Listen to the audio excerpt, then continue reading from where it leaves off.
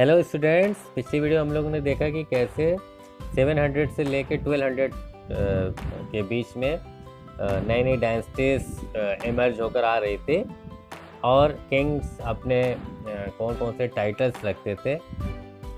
आज हम लोग आगे के पैराग्राफ पढ़ेंगे। In each of these states resources were obtained from the producer. कह रहा है हर स्टेट में जो रिसोर्सेज थे वो किससे प्राप्त किए जाते थे? प्रोड्यूसर से। मतलब किंग लोग अपने इकोनॉमिक पोजीशन कैसे अच्छी करते थे? वो प्रोड्यूसर से, जो जैसे किसान होते थे या और भी लोग होते थे, उनसे टैक्सेस लेके। That is peasant cattle keeper. Peasant से या कैटल कीपर से जो लोग एनिमल्स को रखते हैं। आर्टिजन से जो कारीगर होते थे, हु आर ऑफन परस्यूटेड और कंपेल्ड टू सरेंडर। मतलब उनको वो चाहे अपनी खुशी से अगर देते थे, नहीं तो उनको ज़बरदस्ती उनसे टैक्स लेकर वो रिसोर्सेज लिए जाते थे। Part of what they produce, sometime these were claimed as rent due to a lord who asserted that he own the land.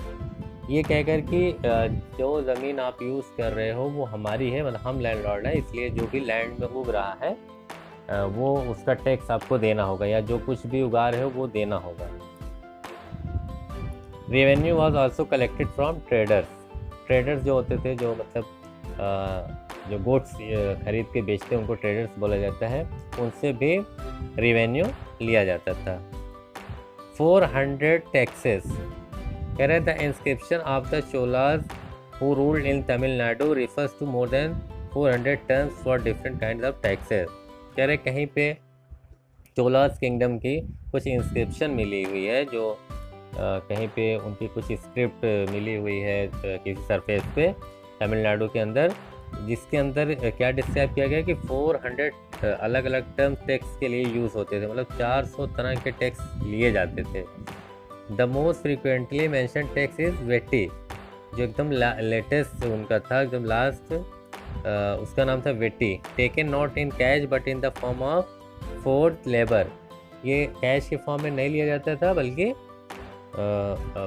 Labour के, मतलब उनसे काम लिया जाता था। टैक्स में मतलब पैसा नहीं लिया जाता, बल्कि जो भी जिससे टैक्स लिया जाता था उससे कोई काम करवाया जाता था। एंड कदामी और लैंड रिवेन्यू, या कदामी एक तरह का टैक्स होता था, या लैंड रिवेन्यू, ये सारे टर्म्स हैं टैक्स के।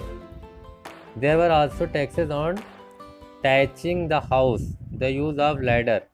मतलब जो आप अपने छत पे जो ऊपर से कुछ डालते हो, शेड डालते हो, उसको टाट बोलते हैं। तो वो जो टाट अपना ऊपर लगाते थे उसका भी टैक्स देना पड़ता था। अपने छत पे चढ़ने के लिए जो सीढ़ी का यूज़ करते थे वो लोग, उसका भी टैक्स देना पड़ता था। Accession succession to family property etcetera, और अपनी जो भी प्रॉपर्टी उनकी होती थी उसके ऊपर भी उनको टैक्स देना पड़ता था। और any such taxes collected today. कह रहा है क्या इस तरह का कोई भी टैक्स आज के डेट में दिया जाता है?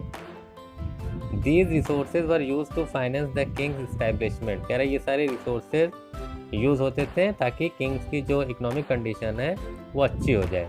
As well as for the construction of temples and forts. और इन सब टैक्स जो भी रेवेन्यू आता था उसका यूज़ कहाँ पे होता था? मंदिरों को बनवाने में या किलों को बनवाने में।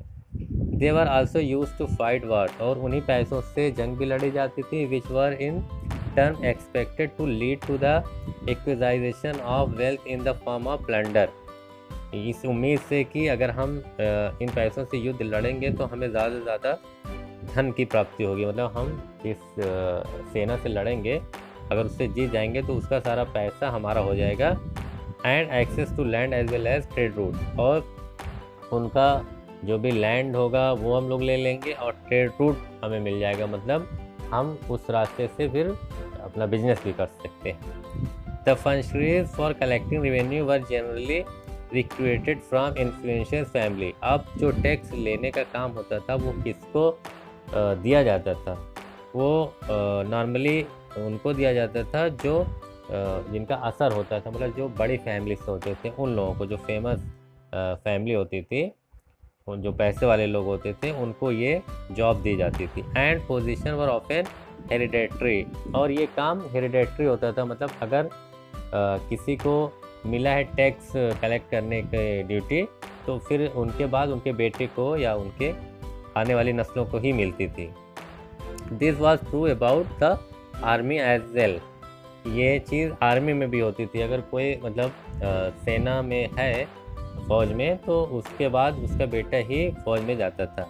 In many cases close relatives of the king held this position. कह रहे बहुत सारे केसेस में किंग के रिश्तेदार ही ये सब पोजीशन पे रहते थे। मतलब ये जो टैक्सेस कलेक्ट करने का जो काम होता था वो ज़्यादातर किंग के रिलेटिव ही करते थे। Prestige and land grant. Prestige किसे कहते हैं और लैंड ग्रांट क्या होती है? Prestige content detail that may not be literally true. Prestige कहते हैं कि एक डिटेल होती है लिटरेचर में जो कि पूरी तरह से सही नहीं होती है।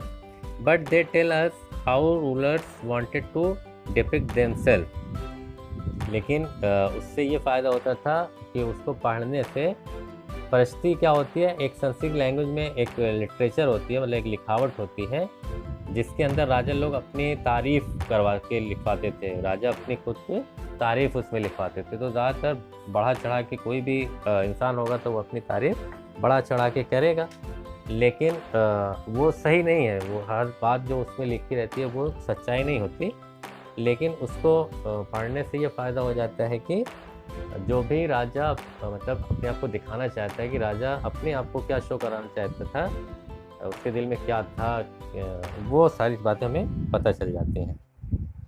As valiant victories warriors for example, मतलब उसमें कि जैसे बहुत बहादुर, बहुत ही शक्तिशाली, इस तरह की चीज़ें पता चल जाएगी। These were compose bye learned ब्राह्मण। और ये सब कौन करता था, कौन लिखता था? जो पढ़े लिखे ब्राह्मण्स होते थे। ब्राह्मण्स पढ़े लिखे ही होते थे क्योंकि उनका काम ही होता था एजुकेशन को एडॉप्ट करना और लोगों को जितने भी रिचुअल होते थे वो सब परफॉर्म कराना। किसका काम था? ब्राह्मण्स का। Who occasionally help in the administration. और ज़्यादातर ब्राह्मण्स जो होते थे वो एडमिनिस्ट्रेशन चलाने में वो किंग्स की हेल्प करते थे। ओके स्टूडेंट्स, आज की वीडियो में इतना ही। नेक्स्ट वीडियो में हम लोग आगे के पैराग्राफ पढ़ेंगे। Thank you. अगर आपको मेरी ये वीडियो अच्छी लगी है तो प्लीज मेरे channel social studies with Farhan sir को सब्सक्राइब करिए, बेल आइकन प्रेस करिए ताकि मेरी अपकमिंग वीडियो आपको मिलती रहे। ज़्यादा से ज़्यादा शेयर करिए, लाइक करिए और कमेंट करना बिल्कुल भी मत भूलिए, क्योंकि आपके कमेंट से हमें मोटिवेशन मिलता है। Thank you.